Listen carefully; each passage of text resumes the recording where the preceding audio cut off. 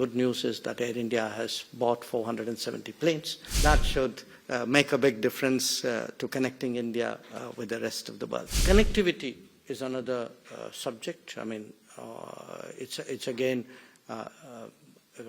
part of growing a relationship is really having the ability to move. We have an open skies agreement, but it's very clear again that the supply lags well behind demand. But of course, the good news is that Air India has bought 470 planes. So hopefully that should make a big difference to connecting India with the rest of the world. Prosperity in India is also something I would highlight. And I say this coming out of, I've recently been to, and this is completely coincidence, to places where actually tourists go.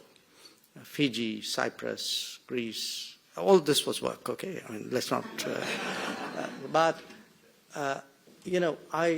I put it to you that just as we saw in other parts of Asia, what we saw with Japan, what we saw with Korea, with Southeast Asia, China, as there is greater prosperity and as the middle class grows, middle class is a very broad term, but in our own system, today we would say somewhere between a quarter of India, roughly give or take, would qualify for what we would call middle class.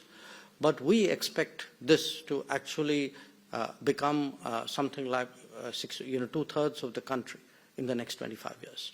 And when you have that kind of growth of middle class and the consumption patterns of the middle class and the aspirations of the middle class, I think it's something which any producer of any goods and services which relate to middle class demand should be looking at.